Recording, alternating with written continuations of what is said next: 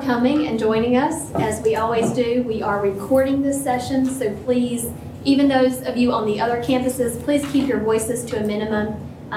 Any questions that you have, please wait for Cecilia to ask for those. Since we are recording, we don't want to pick up any chit chatter that you may be having with the person beside you. This session is being recorded, so it will be available on our Blackboard site. I'll have it up first thing Monday morning. So you know anyone that wanted to come today that couldn't make it, please tell them that it's under HR/professional development. On the left-hand side, there's a professional development tab. You click there and it's under 2015 Spring Professional Development Calendar.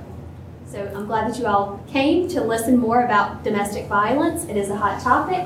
And we have Cecilia Smith here to present. We're glad to have her. She is from Haven in Lee County. So without further ado, I'm going to hand it over to her and we can all learn a little more about domestic violence. Good afternoon. It is a good afternoon. It's a countdown, right? That's right. And like she mentioned, I am Cecilia. I am a victim advocate at Haven in Lee County. Anyone? Heard of Haven? No.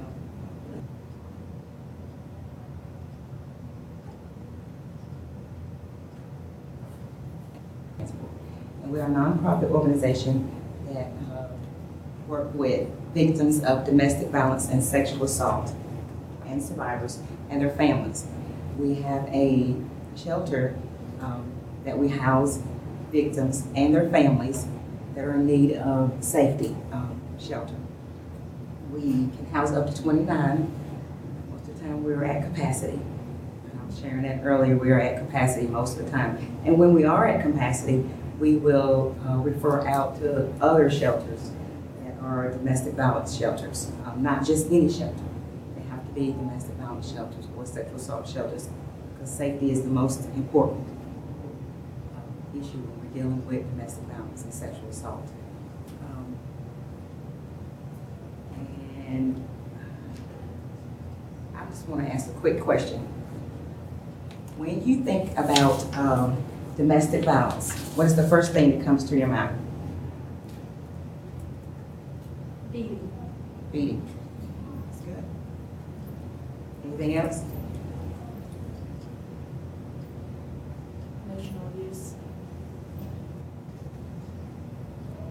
How often or how prevalent do you think it is in North Carolina, domestic violence? Not so. More than we think. Excuse me? More than we think.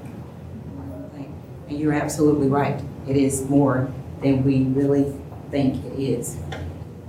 Nationally, it is the second highest calls that law enforcement get when they're calling. Only behind breaking and entering, theft. Domestic violence calls come in just that much. But we don't talk about it much. It's not something that we discuss a lot because it's one of those things that it's someone else's problem, right? That's someone else's life. That's someone else's family. And we have a tendency to keep it within the family. It usually gets to be a problem when there's injuries, the beatings, when it gets physical enough to where she says, I just can't take it anymore. That's when it gets awareness. And then it's only some awareness. In our victim advocate, what I do is I do hospital accompaniment. I assist with protective orders and no contact orders. I facilitate domestic violence and sexual assault support groups. Help individuals get into the shelter or emergency shelter if need be. Non-clinical counseling, which is also crisis counseling, we do that. Also facilitate females batterers, co-educational group. What does that sound like to you? It's female batterers.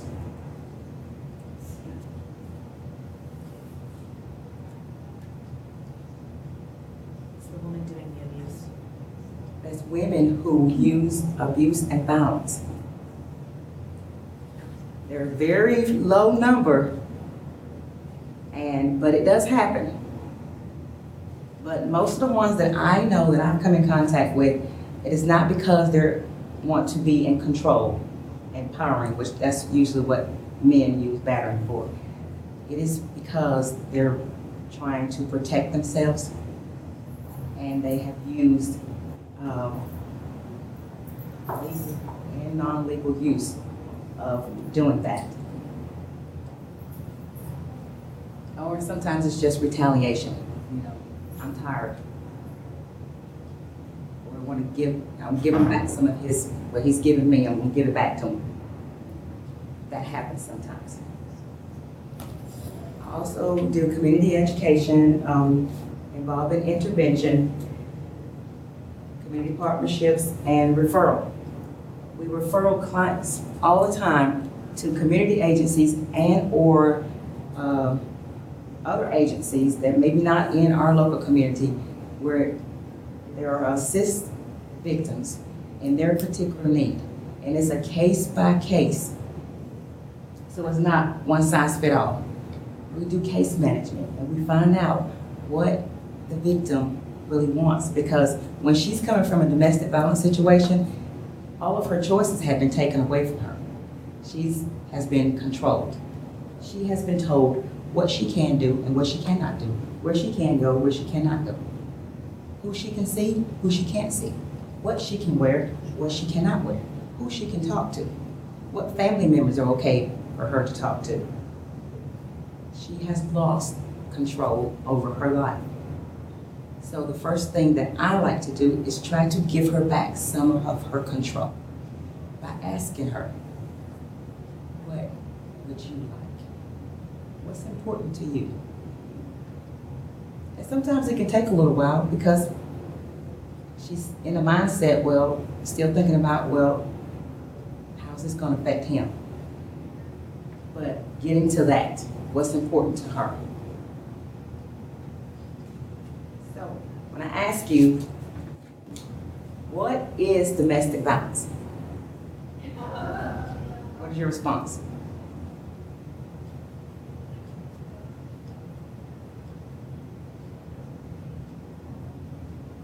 Abuse. Abuse. It is abuse. Includes abuse. What else?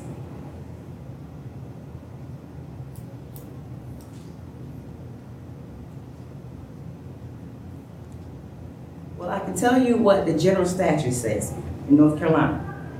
It's here. It's a long definition, but who it entails, that's what distinguishes domestic violence from other types of violence. Because you have people that are just violent type people, right? They're just aggressive people. Their whole demeanor says that. Their occupation says that. They're a wrestler. They're usually aggressive, right? Well, domestic violence deal with people that are in an intimate relationship. People that have lived together, or individuals that have been in a dating relationship at some point in time, or individuals that maybe have a child in common together. It also can be anyone that have been in a family situation, sisters, siblings. That's still domestic violence. Parents and a child. These are relationships, usually within a home, intimate relationships, or relationships that are in a home that involves people that usually should be caring and loving towards each other. But instead there's violence and control and power. That's what distinguishes domestic violence from any other type of violence. Any questions?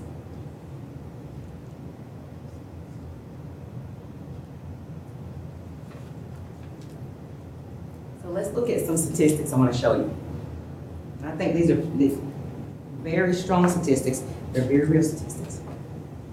1 in 3 women and 1 in 4 men have experienced physical violence by an intimate partner. Now, we heard earlier that domestic violence usually include the beating. Well, would you believe me if I told you that beating is usually further down the relationship than we think? That's not the first sign. It usually starts way before that. It starts with the psychological abuse.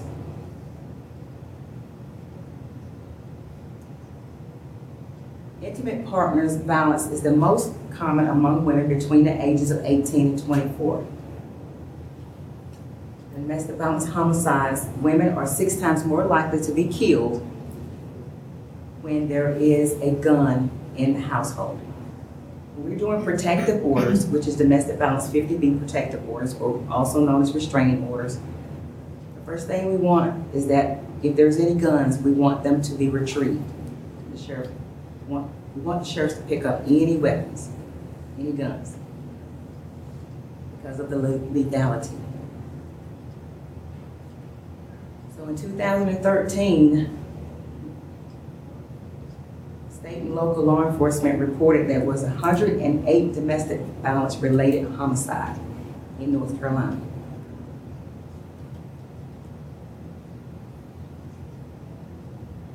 In Sanford, had 2 of those 208.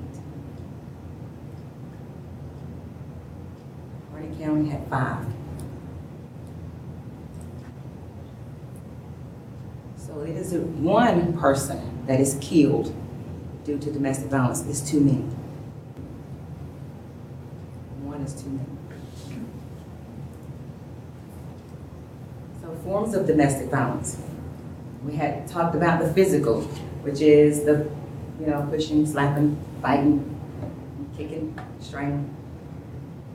And then there's someone mentioned emotional, which is the name calling, the put downs, humiliation, making her feel humiliated, humiliating her in front of her family, her friends, work mates. The mind games. The mind games are very, very strong, powerful things. There are things such as the perpetrator will turn on the stove and go tell the victim, look, you left that stove on. Look what you've done.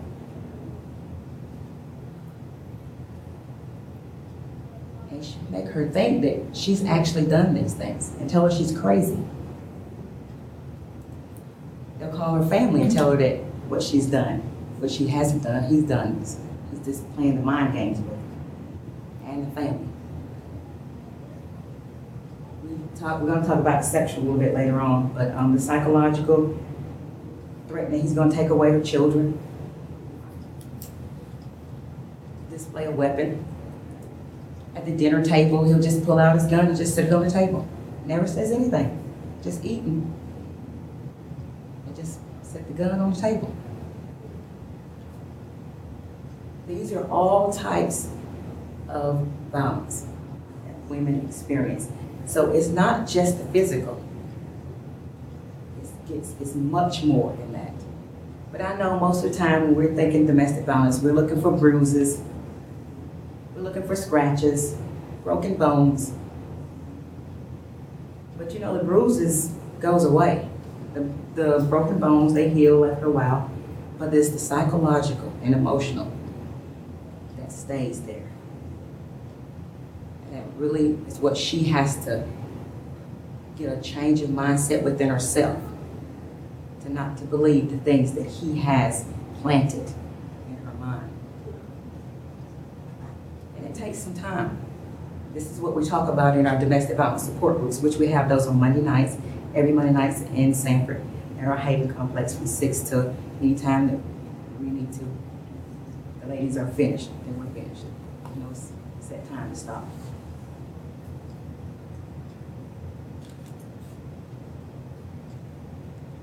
So when we're talking about a safety plan is very, very good. They're excellent when a victim is trying or wanting to leave an abusive relationship. Number one, she can get a protective order. And we'll talk more in depth about what protective order entails, what it includes, and what a judge can put into a protective order, and what that means to a campus in particular. So, safety planning, when she's preparing to leave, she want to practice how to leave, how safely.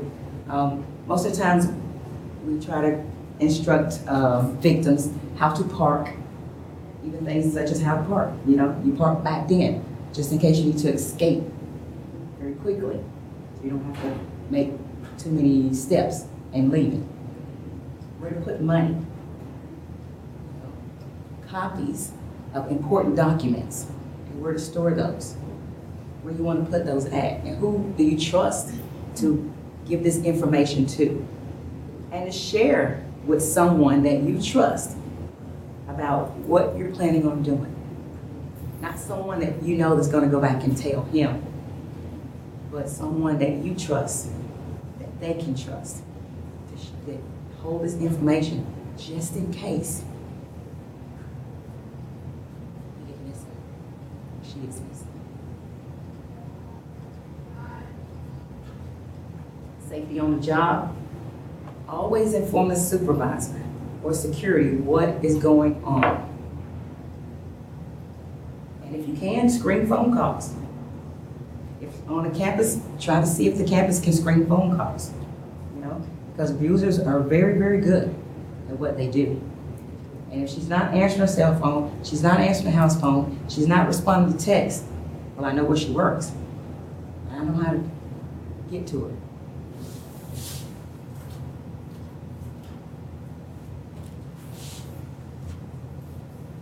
Now, we're talking about protective orders. We're discussing protective orders. And we're talking about the 50B protective order or restraining orders. They are orders that are granted by a judge. Only a judge can grant protective orders. A magistrate can grant them in the stead of a judge. However, it only is in effect until a judge comes back. We'll have to do another protective order because the judge has to grant it. These go in front of all the other cases, so it's any time of the day that a protective order is needed, then, and I assist with clients with filling these protective orders. We'll go to the courthouse and file these forms, and we'll go before a judge. And it doesn't matter how long it takes. It usually doesn't take very long at all, because the judge usually will bring us up quickly because he knows that what we're there for. And he hears it, and then he can grant what's called an ex parte. Ex parte means that it will take an effect immediately at that time. And it's only good for 10 days until the trial date. At the trial date, the judge will hear both sides of the story and make a decision whether he or she feels like a protective order is needed. If so, it's granted for up to a year, not necessarily a year. They can grant it for 4, 6 months, 8 months, but it can be up to a year. You have to go before a judge to get it renewed, and if it is renewed for 2 years. But let's talk a little bit, I want to talk a little bit about what can go into a protective order. And this is important, especially for campuses. In a protective order, the judge will grant, if it's granted, that the perpetrator do not harass, follow, threaten, abuse, interfere, email, text, any social media, even through a third party. Can't call the boss, relay a message to the victim. It is against the complaint.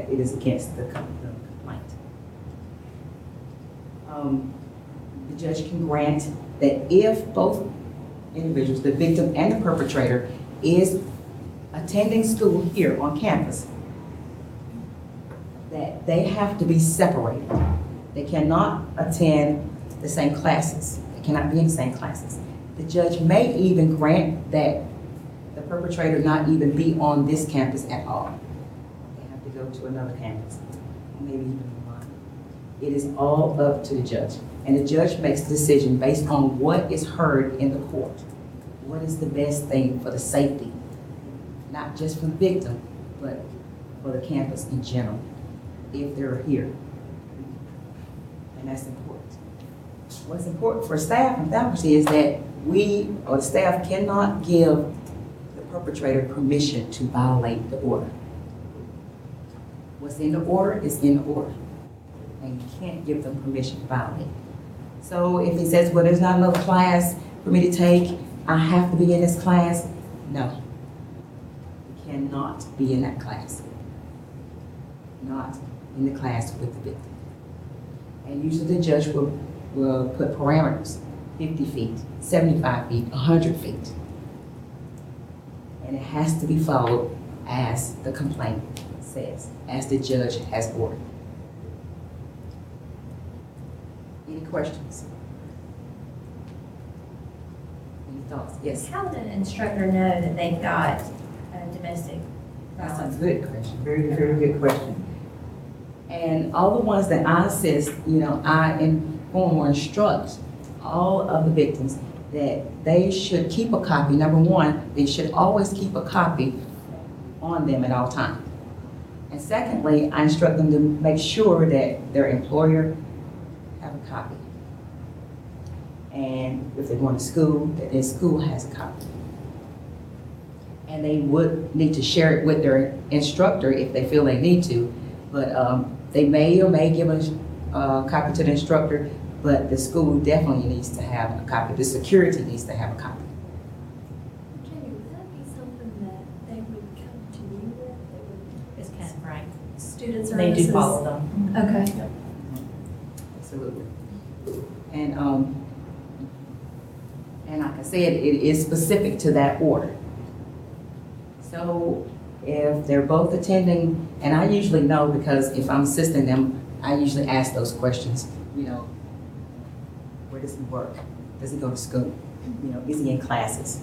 And I ask these for specific reasons because we'll get service for that protective order. And also to know, where they might be, he might find an opportunity because like I said, they're very good at what they do. If he wants to try to find an opportunity to disobey the order. And what reasons? Because you'll be surprised. I've heard them in court many times saying, well, the college, I talked with the college and they said that it was okay for them to be in that class. And the judge will ask, who told you that? Who? And there's a reason why the judge is asking for a name. Because it's like, oh, really? This is what I ordered. And who gave you permission to violate my order? If they say that, and they will.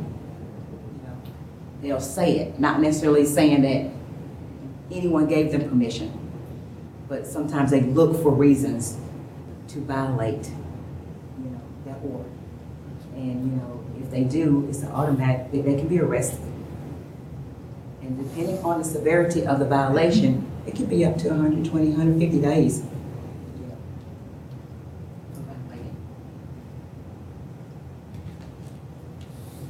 Anyone have any other questions?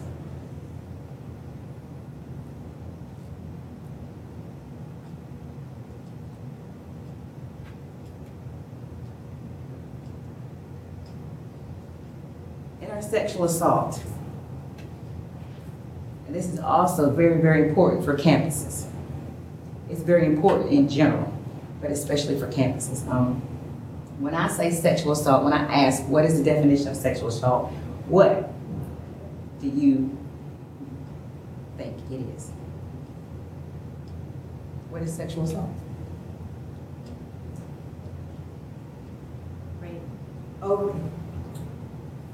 I think overtures of a sexual nature. In what way? It could be speech. It could be something said in a lewd manner. Sexual harassment. Sexual harassment can be something that is not even speech, actually. Sexual harassment is when someone is touching themselves in their private parts as to entice others. That's sexual harassment. And there's lots of different definitions, and I won't go through all of those, which is also include people that take advantage of people that are mentally incapable of consenting to sex. So let's look at some statistics here. And I'm just going through this a little bit because I just want to make sure we have enough time to cover everything and also for questions at. 1 in 5 American women have been sexually assaulted. 44% of sexual assaults and rape victims are under the age of 18. That's a huge number. Girls ages 16 to 19 are 4 times more likely to be victims of rape and or sexual assault. 93% of juvenile sexual assault victims knew their attacker. 93%. So what's that telling you? Most of their perpetrators are who?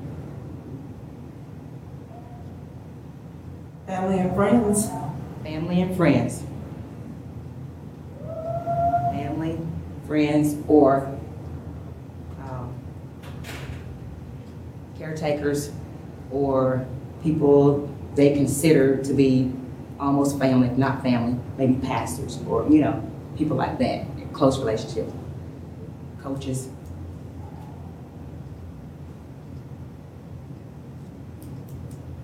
%60 of rapes are not reported to police. That's whether on campus or off campus. That's nationwide. 60% are never reported. And they don't have to be reported really, but we're finding that most of them not even reported to agencies that don't necessarily report, like Haven. And we don't call law enforcement without victims' consent because of confidentiality. But because it is of the shame and the humiliation, and probably because the perpetrator is known, they don't report because they want to protect the perpetrator. Marital rape is still rape, correct? North Carolina was like one of the last states to recognize marital rape, but it's still rape, and it's still sexual assault.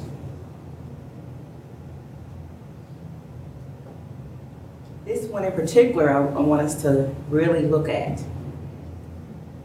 1 in 5 women are raped while attending college. 80% of rapes are committed by a person known, and we're talking college, these are college campuses. The person's known to the victim. 81% on campus. That's a pretty huge number. 84% off campus. And I was sharing with someone just in the last group that we just got a call like a couple of days ago of a sexual assault that took place at Lee Senior at the school a couple of days ago. It happens a lot. And I know you have a class full of kids, you can't watch all of them, right? You're not aware of everything that's going on. But once it is disclosed, what are your policies about how do you handle this?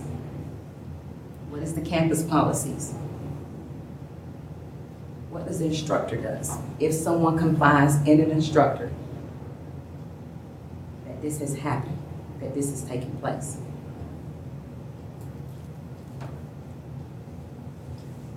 And 33% of sexual assault survivors are students between the ages of 18 and 24.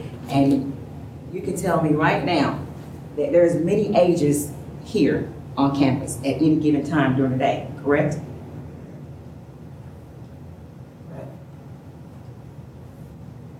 And it's very, very important, especially when you have the younger generation, the younger ones here. Do you know what the consenting age is for sex in North Carolina? The age of consent. Is it 16? 16, 20. 20. It is 15. Yes. is the consensual age. Does that vary in different states, or is that just? It does. Okay. And does it also vary depending on how old the partner is? And that's a good question, because we still have the statutory rate, and that's 4 years. So if she's 15 or he's 15, and the partner is 17, they're still within the statutory. So he would have to be 19 or older. Correct.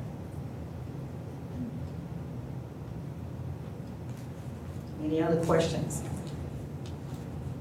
So we have 15-year-olds on campus? Early, probably. Pretty early. Yes.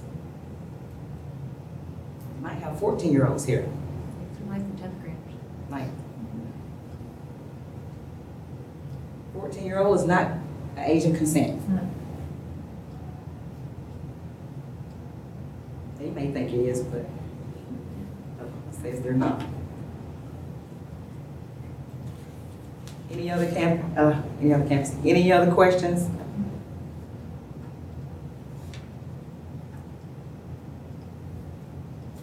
So, the forms of sexual assault. Now, sexual assault is just an umbrella term for all the different types of sexual offenses, whether it be rape or harassment or sexual battery. Sexual battery is fondling of a victim. Sexual harassment is fondling of yourself, that perpetrator fondling himself. Sexual exploitation by helping professionals. Those are instructors. They're having sexual relationship with students. That goes under sexual offense, sexual assault.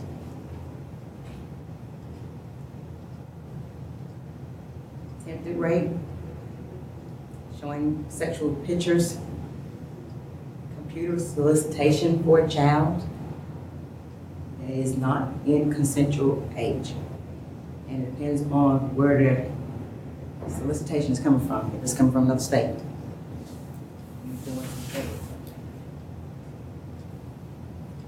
And statutory for sexual assault in North Carolina is a felony, so there's no statutory, limitation. No statutory limitation for rapes. It is for misdemeanors, not for felonies.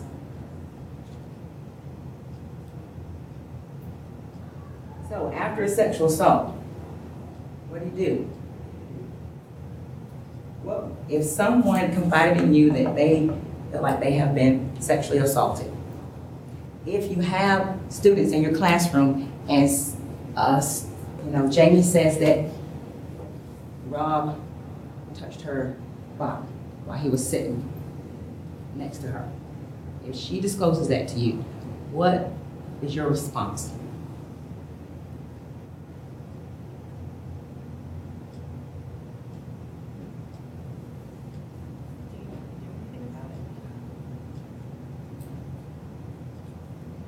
Confidentiality, I would assume, would be a key player in all of this. It will be. It is. But if someone confides in the instructor, to the instructor, that she has been assaulted, if she was okay with it, she probably would not have confided, right? She wouldn't have disclosed, he or she. But because she did to the instructor, which probably would be the instructor. I wouldn't. Now, they could go to the office and talk with a counselor. That's possible. But they probably would have enough rapport with their instructor that they felt more comfortable with kind of disclosing to the instructor. And if that happens, what is the instructor's response to the victim? How would you respond to that? What does your policy say? How you respond. It needs to be investigated by security. But also, like I said before, our other session, number one thing is make sure that they're safe as well. Correct. Correct. Because she may have some fears like, I'm letting you know this because I don't even want to sit beside him anymore. I don't even want to come to classroom anymore. I don't even know if I want to even come to class the rest of the week. Maybe I should just drop class. Maybe I should just drop. You know, she's maybe having all these thoughts, and she just needs to know, okay, what is the next step? Safety is the most important thing, safety. So you want to separate the victim from the perpetrator. Make sure she's safe. Okay? And then ask her if she would like to file a complaint. And what is your policies about filing complaints? Is it mandatory? Is it not mandatory? If there was an actual rape, the next thing would be, after assessing safety, is that make sure that she gets medical attention, because she may have injuries. He or she may have injuries. Medical attention is very, very important, whether or not they want to file charges or not, especially with sexual assault, because you're looking at sexually transmitted disease, possibility, injuries, and other things, medications that may or may not need to be administered. That's very, very important. Forensic exam is what happens when they're, it's called a rape kit, another name for it, rape kit, but this just doesn't include rape kit. It includes a complete exam, head to toe exam of the victim. And it's because they need to get DNA evidence and preserve it correctly. Whether or not the victim wants to press charges, she may just want to have the exam done and not press any charges. There's 3 times of reporting here. She can choose not to report, not do anything, not even have an exam done. Or she can choose to report, full-blown report, everything. And just let you know, there's no charge for that. If they go to the hospital, there's no fee for rape, assaults, compensations, as long as they're going to file charges and follow through with the investigation. Number 3 is that she can choose to do the examination with the forensic exam and choose not to disclose any identifying information on herself. That's anonymous or third party or blind reporting. And if that happens, what happens will, they'll do the full exam, and they'll collect all the evidence, put it in what's called a rape kit, and have it ready to be transported to Raleigh to the state investigation, and it sits there on the shelf until, if she decides that she wants to press charges, it's there. Law enforcement will be called in to pick up the kit, but there's no identifying information on it to let him or anyone else know who the victim is. Any questions about that?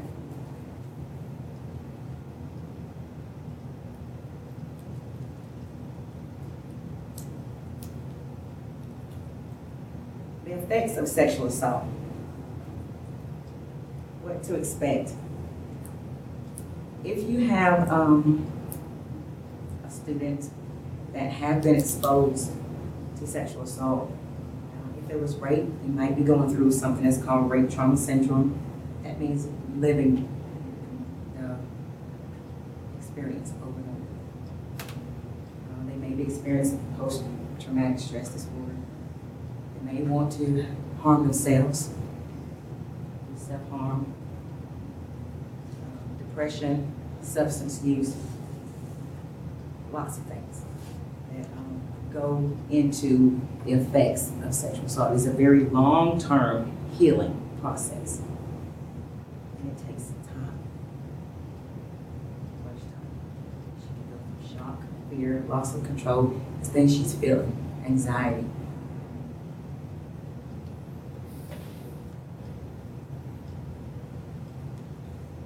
I can tell you that I've had clients that come to my office that had experienced rape. And they just need to come and talk. But the rape has happened maybe 2, 3, 4 years ago. but it's just some things that trigger that PTSD, that rape trauma syndrome. It triggers it, and it just causes all types of problems in a relationship. And these women, you know, that she's gone on and got married and she's happy, her husband's wonderful, but it's just the long-term effects of assault, how it affects her and her family, her relationship. And it takes time, it really does. So if you have a student here and, you know, she's just struggling with some things, just keep that in mind. Maybe she was a victim. Maybe she's a survivor of sexual assault. And she's just working through some trauma syndromes right now. She's just working through some triggers. There may be someone in the classroom that looks just like the perpetrator. Just be mindful of that. Someone that comes into the classroom that smells like him. Sounds. Because most of the time, women that have experienced that, you know, have a keen awareness of sounds that they can remember, and every time they hear it, it triggers their memory.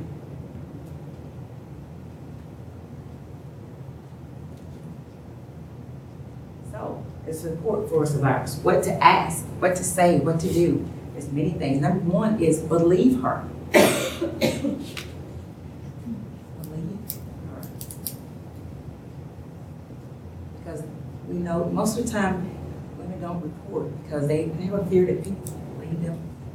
That they did go to a party and they did drink, but they didn't consent. Consent is what? Yes, right? What's no? No is no. What's nothing? If you don't say nothing, then what's that? That's no. No is no. If she says nothing, that's still no. Only yes is yes. Maybe is no.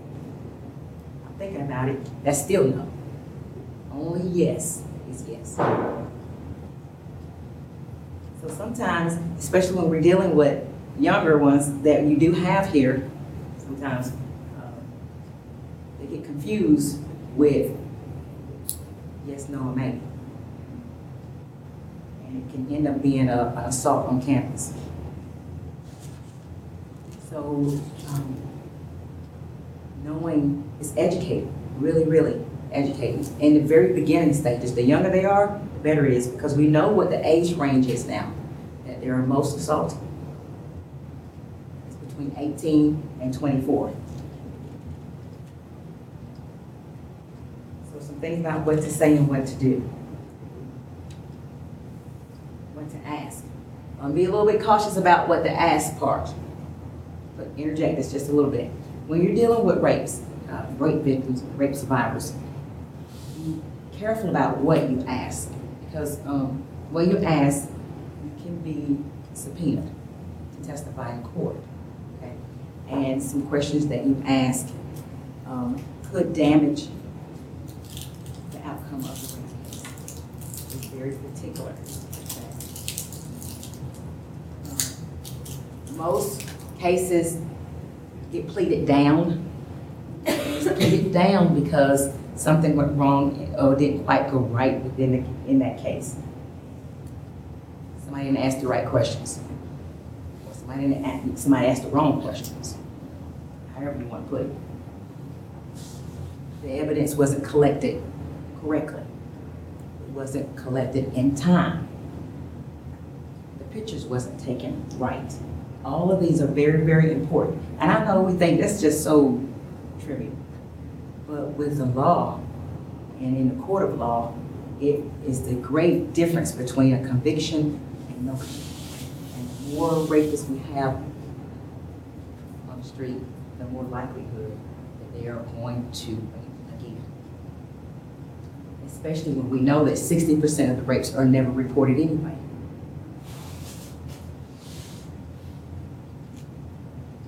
can tell you, the ones that I have dealt with, this past year we had 18. And I think we asked how many have on the campus. I think it was like one for the past 2 years. 18 that have disclosed to in our office. 17 women, 17 females, I'm gonna say women, 17 females and 1 male.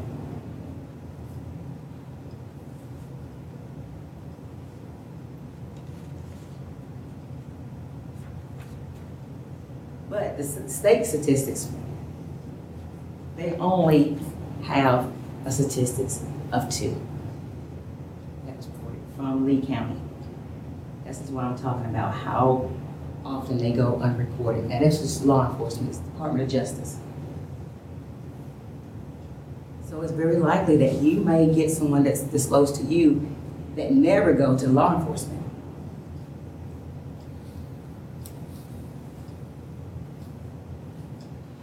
Just out of curiosity, is there a window of like when the rape happens as far as how long it can go before you can, I mean, is it years before you have to report it, or does it have to be within like 30 or 60 days? No. Okay. For felonies, for rapes, which are felonies, there is no statute of limitation. You can go in, but the problem is that the exam, Yeah. getting the forensic exam, they have a certain window of time for that. Okay. That's very important.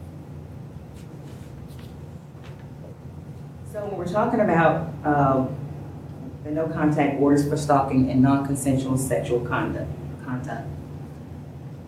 this order is different from the 50B protective order. This order is used for people that are not in a relationship. Okay? If they were in a relationship, then that's domestic violence. This is a form that we'll use for the LGBTQ relationships. Because on a 50B protective order, it only can be for individuals that are of opposite sex that have lived together. Opposite sex that have in a dating relationship. Now, if LGBTQ have lived together, then they can file a 50B protective order if they live together. But if they were just dating, not living together, it has to be on a 50C. Okay? And which the same thing applies when a judge put their orders, their judgments on the order, that's what it is. And the perpetrator cannot violate it. They can, but there are consequences for violating it. And no one can give anyone permission to violate the order. Any questions? Any thoughts? Any concerns?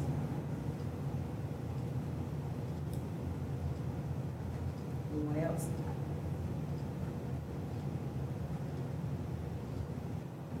Okay, so we have a few minutes, right? Got 10 minutes. Okay. I want to give a couple of scenarios, and then you can tell me what you think. You have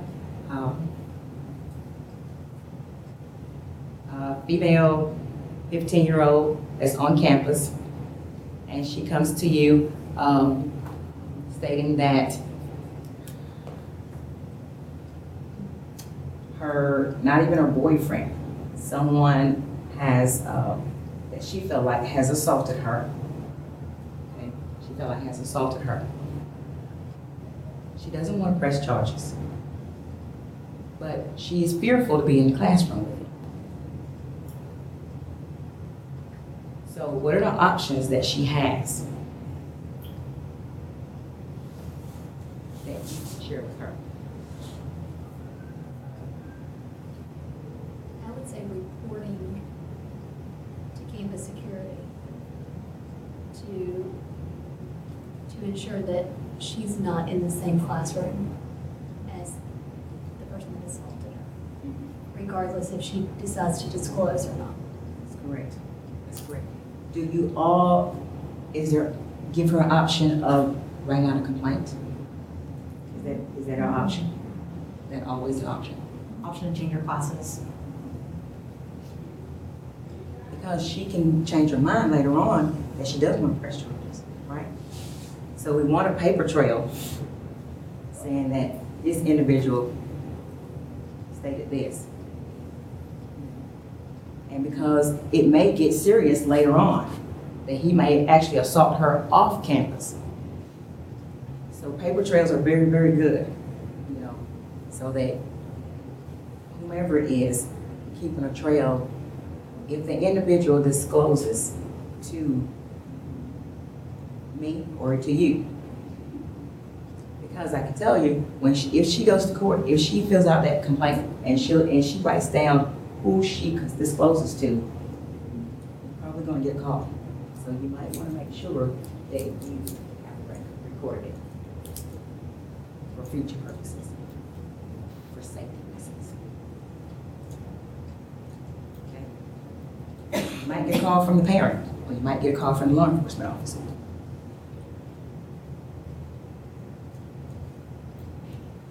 So I just think it's a good protocol to have, not just for campus security to have it, but if someone discloses to you personally.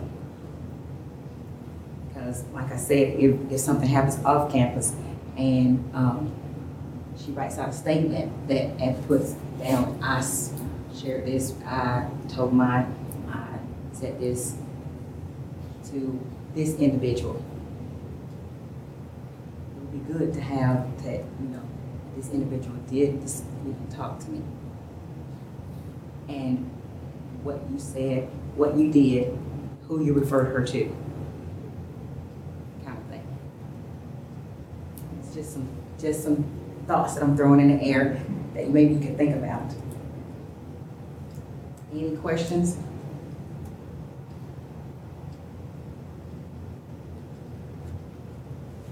Well, that is it for my presentation, and I hope you learned something. I hope you gleaned something from it. I have some material here. If you'd like to take about, I have my cards here and Haven's cards that you can give out to anyone that, or you can just have general information for anyone that would like to know anything about domestic violence and sexual assault. I'll do my best to assist them in any way I can to help them be safe and feel safe and believed. Thank you. Thank you. You did a great job. Okay, for those that's on the other campuses, I'm getting ready to hang up, but thank you for participating. Did anyone have any other questions? Thank you. Thank you.